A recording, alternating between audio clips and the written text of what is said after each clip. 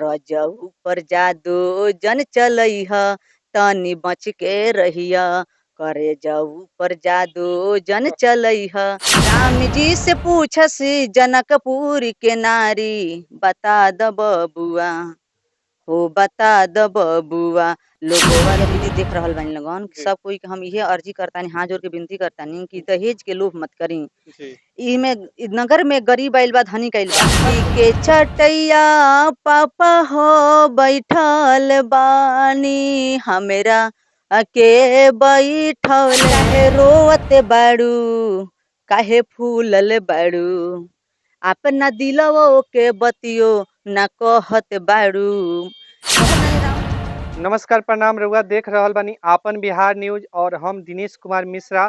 आज हम आइल बानी पश्चिमी चंपारण जिला के सरिसवा गांव में और यहाँ पे एगो फीमेल सिंगर बानी जो उनकी काफी सारा यहाँ के प्रोग्राम करीले, हनुमान आराधना करीले, भक्ति जागरण करीले। तो आई इहे से रूबरू होके और रुआ लगिन खातिर कुछ यहाँ के सुनाएम। तो आई इहे से बात करे के कोशिश करे के तनी। सबसे पहले अपन नाम बताई। सबसे पहले जो इस चैनल पर मतलब जितना भैया दीदी देख रहल बानी मलंग के गोड़ छू के हम गोड़ लागतानी। अगर जोन बात विचार करतानी भजन गाय में भूल चूल होगा तो माफ करे में लगन। तो हमार नाम है सिंगर प्रेमा शिवानी, ग्राम सरिसवा बाजार परी, थाना मझोलिया परी। तो हम साल भर से मतलब प्रोग्राम करीने। कौन कौन प्रोग्राम करीले? जैसे हनुमान आराधना में जाइने, स्टेज शो में ज्यादा मैंने हनुमान आराधना में जाइने।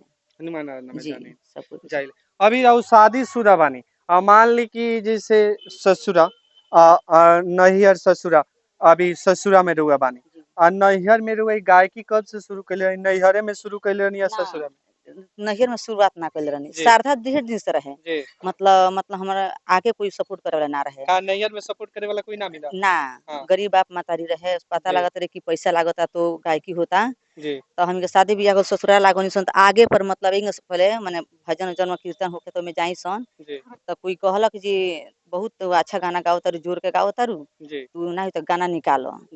तो बहुत लाजा मन शर्माते शर्माते स्टूडियो में गईनी।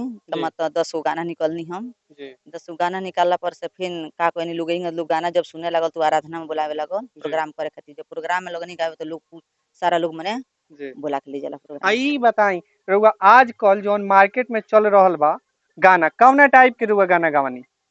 जैसे मतलब आजकल चलता नौका नौका नू। तो जैसे हम वही पर गाना उना जोड़ दीने हम। माने जैसे अश्लील चलत बाटे पूरा एबरा बिहार में अश्लील गाना के भरमार बाटे, जहाँ पर भी देखी उ सिंगर लोग अश्लील गा के एबरा हिट होता। तो रुआ का रू अश्लील गावे नी? ना हम अश्लील ना गाइने, ऐसे कि हम अश्लील ना गाइने, अश्लील पर हमके अच्छा ना लगेला। हम जौन भक्ति में जौन भजन गवाएम उतना गा देम। जैसे भोजपुरी गवा तो साधारण पारिवारिक रवा गवाई। परिवार माने अश्लील ना ना अश्लील हम ना गाएम। एगो लेडीज गायिका बाड़ी तानिया झा, नाम तो सुन ले होखे। हाँ हाँ सुन ले मैंने। बहुत ज्यादा अश्लील गाना गावेली। अरे अश्लील गाना में तो उनको तो बहुत नाम तो होता नाम होता कि और साफ उन लोग माने फरियत इतना ना गाड़ी देला, कमेंट मैसेज सन बात लिख के भेजला। उ तो हमनी के सुन ले सन, हमनी के राते बेहोश हो जाम सन। बहुत ई बताई रुआ तानिया झा के खातिर का कहे के चाहतन? हम तनिया से इहे कहे के चाहतानी कि तनिया जब तू गायिका बाड़ू तो अच्छा तू भजन भाव गावा, पारिवारिक मतलब गाना निकालो। भोजपुरी गाओ तर पारिवारिक निकालो, अच्छा गाना निकालो जो कोई सुन के अच्छा कहे। जैसे मन बहुत लोग मोबाइल चलावता देखता, कोई भी देखता तारा खराब ना कहे अच्छा कहे। और खराब खराब बात बोला तारी, खराब खराब लोग कमेंट करता वो अच्छा लगता। कहे जैसे उनको बहन देखत हुई, उनका पितियान देखत हुई, उनका बाप माता देखत हुई, का कहत हुई अच्छा नहीं लागत। तानिया झा के गाने सुन के एगो तेगालवा बाबा कोनो बा उनका से प्यार हो जाता। अरे बाप मत कहीं, तो साफ नाम बाटे। उनका साफ नाम बाटे। उ सब उनकर हमके वीडियो देखबे ना करी सन। एक बार देखे में सन दिमाग हमके बस कहीं जब सब वीडियो देखे में सन हमके भक्ति में काहे बढ़े में सन। उ सब हमके वीडियो ना देखेनी सन। तो रउआ जौन भक्ति वाला गाना बा का एगो गाना सुनाएम दर्शक खातिर? हाँ हम सुना सकतानी। जी सुनाई। जैसे एगो गाना बा जी कि जब राम जी के बारात आवता तो सखी लोग कहता राम जी से कि हे जे कैसन रउआ बारात ले बानी, काहे रउआ सांवर बानी और कोई भाई गोर बाटे। जैसे गागा के पर बतावता लो। राम जी से पूछे, राम जी से पूछस जनकपुर के नारी बता द बबुआ हो बता द बबुआ, लोगवा देता काहे गारी, बता द बबुआ, लोगवा देता काहे गारी, बता द बबुआ। राम जी से पूछसी जनकपुर के नारी, बता द बबुआ, हो बता द बबुआ, लोगवा देता काहे गारी, बता द बबुआ, लोगवा देता काहे गारी, बता द बबुआ। हम तोहसे पूछी ले ए धेनुषधारी, हम तोहसे पूछी ले ए धेनुषधारी, हम तोहसे पूछी ले ए धेनुषधारी। एक भाई गोर कहे, एक भाई गोर कहे, एक भाई कारी, बता द बबुआ, हो बता द बबुआ, लोगवा देता काहे गारी, बता द बबुआ, लोगवा देता काहे गारी, बता द बबुआ। ई सब गाना मतलब बा ढेर सारा बा, तो जी थोड़ा थोड़ा में सब जी में जी से गा जी जी देता नहीं। हम समझतानी। रउआ से एगो और सवाल करे के हम चाहतानी कि जैसे एगो महिला रउआ बानी, आजकल समाज में देखल जा रहल बा कि एगो दहेज के चलते कोनो महिला के हत्या कर दिया था, कोनो के गला घोट दिया था, दहेज खातिर। तो ए पर रउआ का कहे के चाहतनी, जे दहेज के लोभी बा, चंद रुपया खातिर अपना बहू के पतोह के गला घोट देता और ओकरा के मुआ देता, ऊपर रउआ का कहे के चाहतनी? देखी भैया, हम इहे कहे के चाहतानी, जी जितना भैया दीदी देख रहल बानी लगन, जी सब कोई के हम इहे अर्जी करतानी, हाथ जोड़ के विनती करतानी कि दहेज के लोभ मत करी। जी इमे इ नगर में गरीब आइल बा, धनिक आइल बा, सब कोई इ नगर में जिए के सबकर हक बा। जैसे रउआ धनिक बानी त रउआ जुड़ल त रउआ उतना दहेज दे दहनी, आ गरीब कहाँ से ले आइल? ओकरा लगे रहे के घर नइखे, जोते के खेत नइखे, अपन इतना कमाए के बा, खाए के बा। तो लड़की के अगर 4 गो लड़की बिया त कहाँ से पैसा कौड़ी आई त उ अपन शादी बियाह ओकर लड़की के करी। इहे निवेदन बा हमरा कि दहेज के मांग मत करी लगन। कोई जेंगा राउर बेटी बिया उहाँ दूसरों के बेटी बिया, रउआ अपन बहू बेटी देतानी त कहीं से बहू लियावतानी। तो रउआ दहेज के लालच मत करी। आ रउआ आगे जैसे रउआ आगे राउर देखा देखी दुनिया भी देखे बिगड़ सकता। रउआ अपन दहेज मांगतनी जे 5 लाख 6 लाख हमरा रुपया चाही, तो दुनिया कहता फलनवा के त हेतना दहेज मिल रहलक 6 लाख रुपया। आए हमरा ना मिली त लोग शिकायत करी, शिकायत ना करी, बड़वारी करी। रउआ कही ना कि हमरा बिना दहेज के हम शादी कइले बानी अपने बेटा के, तो देखी लोग का 2-4 दिन 5 दिन लोग कही कि हाँ जाए द बिना दहेज कइले बानी। ओकरा बाद में जे समझे वाला कही जे ना ई बात बहुत सही कइले बाड़न कि बिना दहेज के माने शादी कइले बाड़न, तो ई बहुत अच्छा बा। जे दहेज खातिर बहू के मार देता, ओकरा के का संदेश दे? अच्छा इहो बा हमरा से विनती कि बहू के जो मारल जाता, जरावल जाता, ई हाँ बहुत गलत काम बा। हाँ अगर माने जे राउर बेटी, हाँ हम अपन बेटी देतनी त रउआ दहेज के चलते मार देतानी, मुआ देतानी, जहर खिया के जरा देतानी, चाहे कुछ भी करके मार देतानी। अगर राउर बेटी अगर हम रउआ बेटी के मारी, तो रउआ कैसन अच्छा लगी? अच्छा लगी रउआ? बहुत खराब लगी। तो इहे बा कि बहुत गलत काम बा कि कोई के बेटी बेटी हिया, कोई के बहू बहू हिया, ऐसन काम ना करे के चाही। का रउआ एगो दहेज पर गाना बनौले बानी? दहेज के गाना पर मतलब बनवले रहनी है, मतलब कॉपी में बा, अब हम लाइल नहीं की कॉपी। एगो हम शादी ब्याह के गाना सुने के चाहे, का रउआ सुना सकीले शादी? हाँ सुना हाँ, दी। एक बार थोड़ा सुना। कथी के चटैया पापा हो बैठल बानी, हमरा के बैठौले बानी है।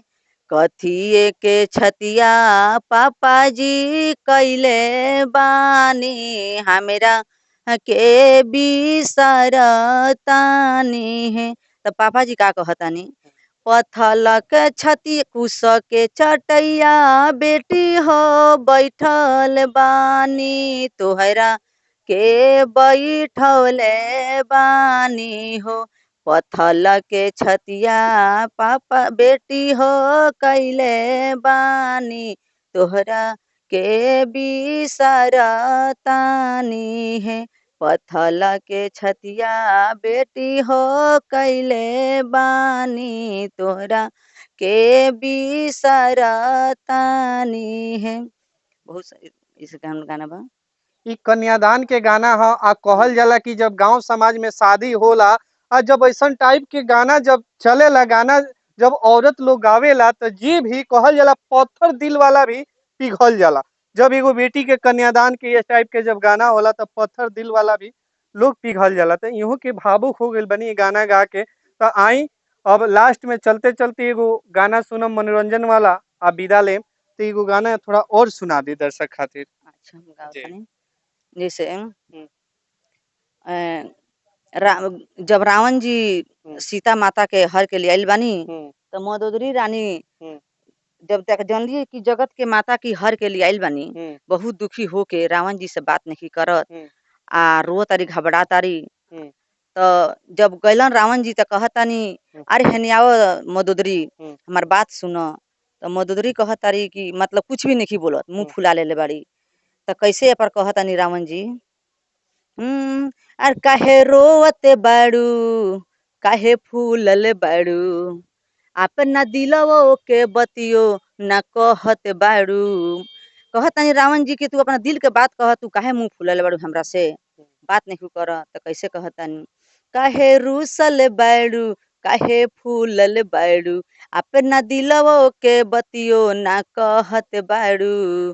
तो कैसे कहते तो सुनी का कहतानी हम हम्म, अरे राजा जनक जी के हई हो पुतरिया राजा जनक जी के हई हो पुतरिया काहे के ले अइनी सैया लंकवा भीतरिया काहे के ले अइनी सैया लंकवा भीतरिया।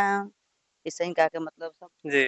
कहतानी कि लास्ट में चलते चलते एगो का एगो फिल्मी गाना सुना सकतानी, अच्छा फिल्मी गाना।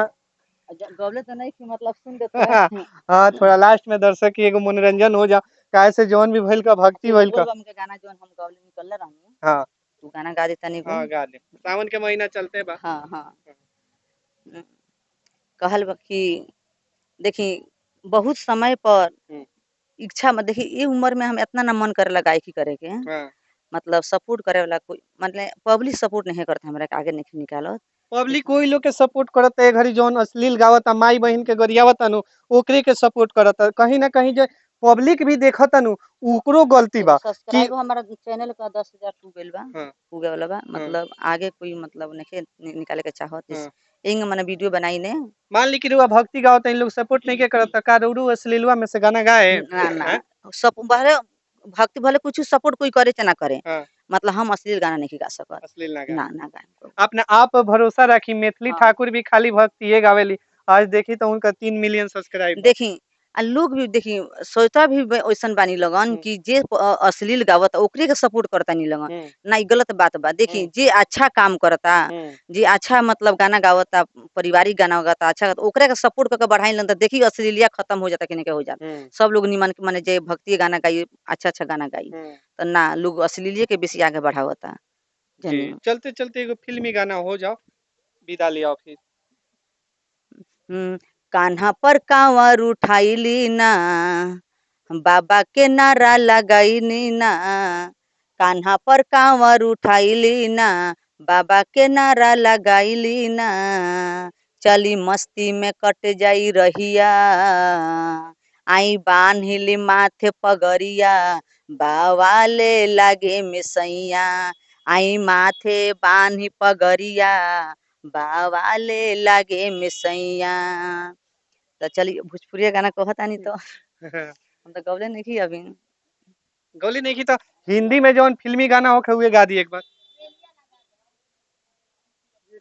चलिए हाँ, एक बोल में हाँ, हमरो के वही देसे ले चलते रे लिया रे जहवा बसीने बैजू नाथ हे हमरो के वही देसे ले चलते रे लिया रे जहवा बसीने बैजू नाथ हे रोज रोज जालू तू त बाबा के नगरिया कहियो ना लावतारू बाबा के खबरिया कैसन बानी भोला जी हाँ मार हे हमरो के वही देसे ले चलती रे लिया रे जहवा बसीने भोले नाथ हे जहाँ बेल के पतैया रूठे भंगिया धतुरवा रूठे कहाँ बानी भोला जी हाँ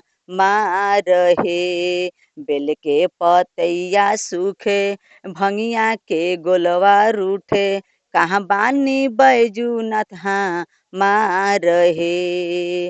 हमरो के वही जगह ले चल तेरे लिया रे, जहाँ बानी भोलेनाथ हाँ माँ रहे।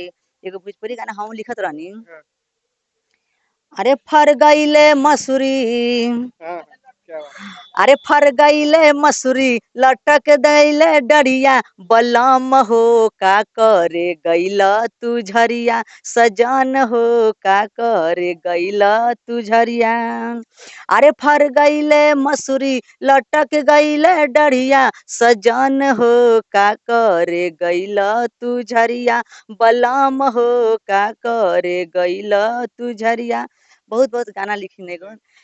और ज्यादा हम वक्त ना लें। हम सब भैया लोग से निवेदन बा, दीदी लोग से निवेदन बा, जितना श्रोता लोग हमारा वीडियो देख रहल बानी, ये चैनल पर आगे से आगे सपोर्ट करी, बढ़ाई और सब्सक्राइब लाइक जरूर करें। तो रउआ देखत रहनी अभी जौन की भोजपुरी गायक रहनी यहाँ के, और हम यहाँ से विदा लेता नहीं।